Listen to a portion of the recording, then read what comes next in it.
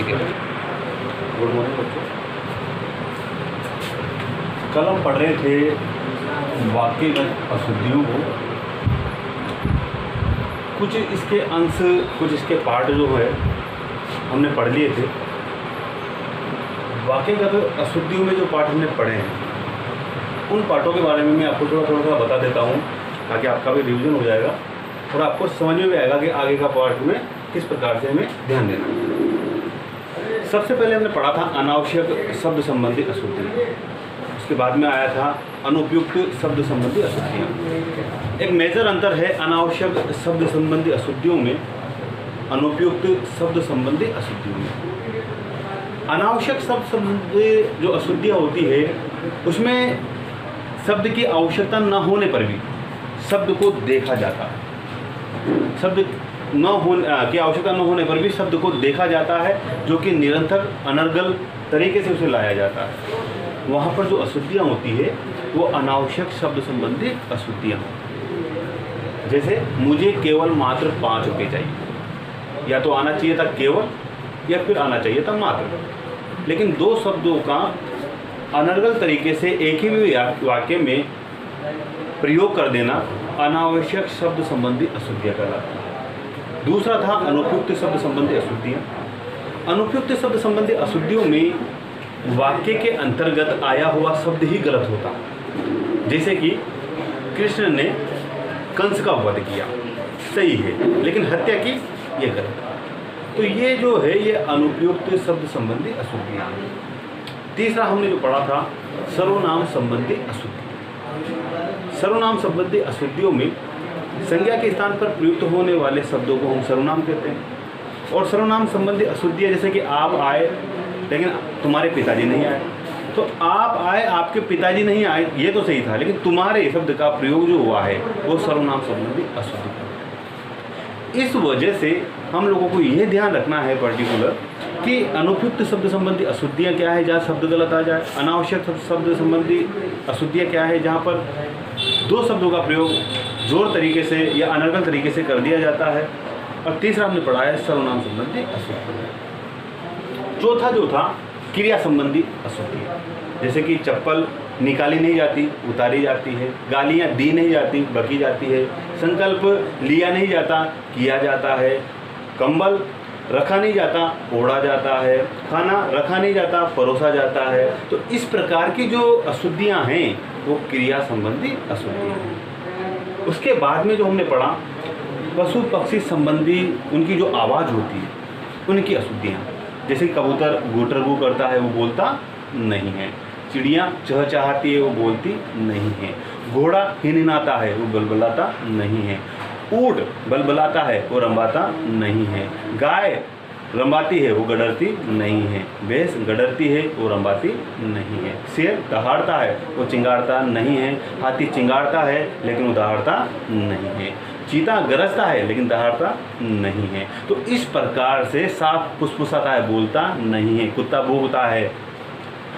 बोलता नहीं। तो इस प्रकार की जो अशुद्धियाँ हैं वो पशु पक्षी संबंधी अशुद्धियाँ हैं, उनके आवाज़ से संबंधित हमारे सामने अशुद्धि आ जाती है। तो इन अशुद्धियों को भी अच्छे तरीके से एनालाइज करके हमें पढ़ना है, हमें ये देखना है किस जानवर की कौन सी आवाज़ है। कई बार आ जाता है कि शेर गरजता है, गलत, अरे गरजता तो चीता है, शेर तो दहाड़ता है। तो इस प्रकार की छोटी छोटी बातों पर एनालाइज करना है, चिंतन करना है, और हम लोगों को छोटे छोटे ज्ञान को एकत्रित करके आगे बढ़ना है। 2 लाख बच्चों को अगर पीछे रखना है तो हमें एक एक बात पर ध्यान देना होगा। पशु पक्षियों की आवाज़ को भी याद करना होगा। जैसे मैंने आपसे कहा था कि डाकुओं का जो समूह होता है वो गिरोह कहलाता है, बच्चों का जो समूह होता है वो टोली कहलाता है, भक्तों का जो समूह होता है वो जत्था कहलाता है, ऊँटों का जो समूह होता है वो काफिला कहलाता है।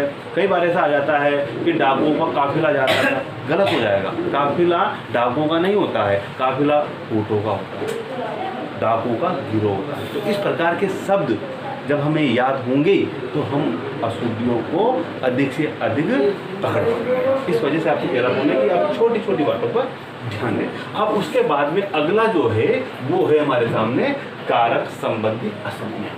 कारक का मतलब चिन्ह संबंधी अशुद्धियाँ। देखो सबसे पहले नियम क्या होता है कि निर्जीव वस्तुओं के लिए को चिन्ह का प्रयोग नहीं होता है। जैसे कि पहले में ये लिखा हुआ है, मैंने ताजमहल को देखा। ताजमहल क्या है? एक निर्जीव है।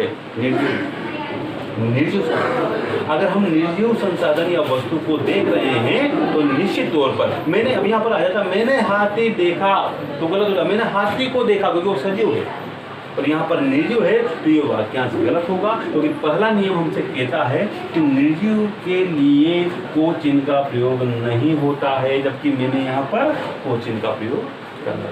दिमाग में रखें, चिंतन करें इस चीज़ का, एनालाइज करें कि को चिन्ह का प्रयोग अगर निर्जीव वस्तु के बाद में आ रहा है तो वाक्यांश ही गलत होगा। अब यहाँ मैंने ताजमहल देखा, गलत। सही होता मैंने ताजमहल को देखा, ये गलत। उसी प्रकार से सजीव के लिए को चिन्ह का प्रयोग होता है, निर्जीव के लिए तो नहीं होता लेकिन सजीव के लिए होता है। जैसे कि बालक ने हाथ से चींटी मारी, गलत। यहाँ पर चींटी सजीव है, को कारक चिन्ह का प्रयोग होना चाहिए, गलत। तो यहाँ आता बालक ने हाथ से चींटी को मारा।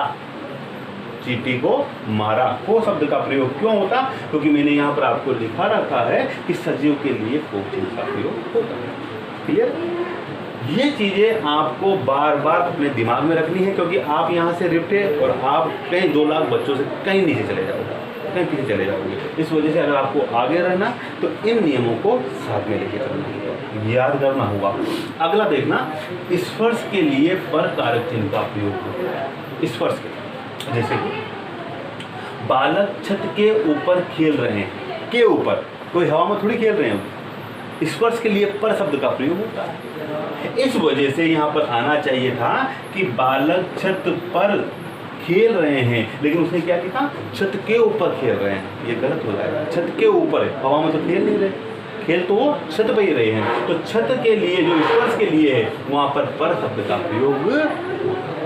जैसे कि मैं एक उदाहरण दे रहा हूँ, छत पर हेलीकॉप्टर उड़ रहा है, गलत हो जाएगा। छत पर नहीं उड़ रहा, छत के ऊपर उड़ रहा है। जहाँ स्पर्श ना हो वहाँ पर के ऊपर शब्द का प्रयोग होता है, और जहाँ पर स्पर्श हो वहाँ पर चिन्ह का प्रयोग होता है, याद रखना। अगला, इस कार्य का उत्तरदायित्व तो आपके ऊपर है, आपके ऊपर नहीं है, के ऊपर। ये गलत हो जाएगा, आप पर है, के ऊपर नहीं आएगा।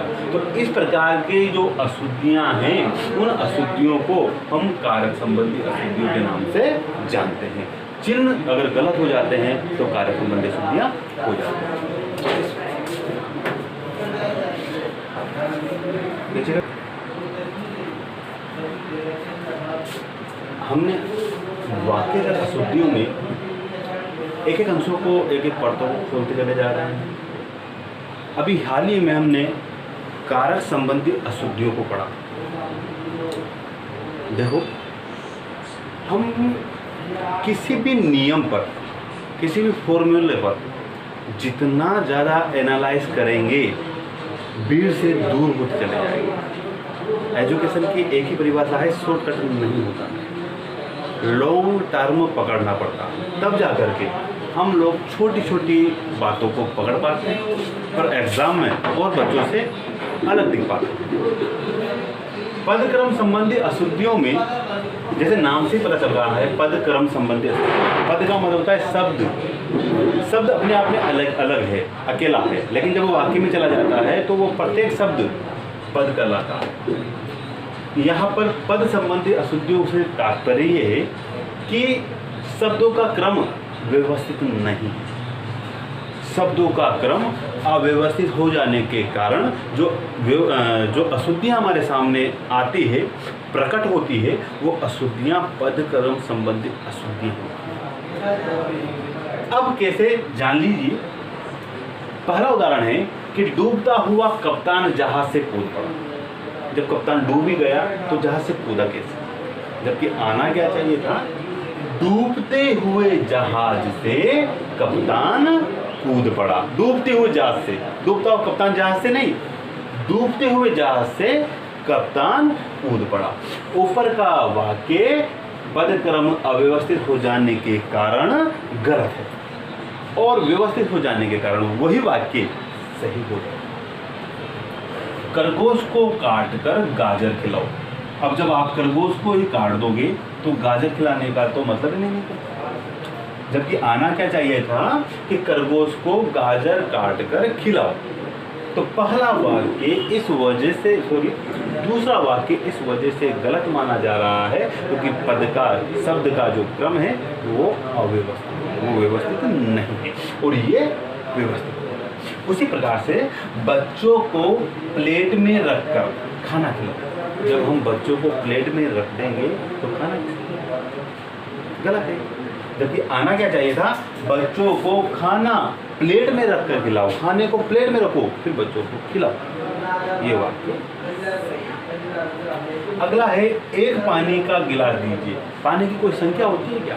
गिलासों की तो संख्या होती है लेकिन पानी की कोई संख्या नहीं होती। इस वजह से यहाँ पर भी शब्द संबंधी अव्यवस्थित हो जाने के कारण यहाँ पर ये अशुद्धि जो है पदक्रम संबंधी अशुद्धियाँ पाई जा रही है। एक पानी का गिलास दीजिए गलत है, पानी का एक गिलास दीजिए, ये सही है। तो इस प्रकार की जो अशुद्धियाँ हैं वो पदक्रम संबंधी अशुद्धियों के अंतर्गत उसे जोड़ दिया जाता है। तो इन चीज़ों पर आप ध्यान दें, ये हैं पदक्रम संबंधी अशुद्धियाँ।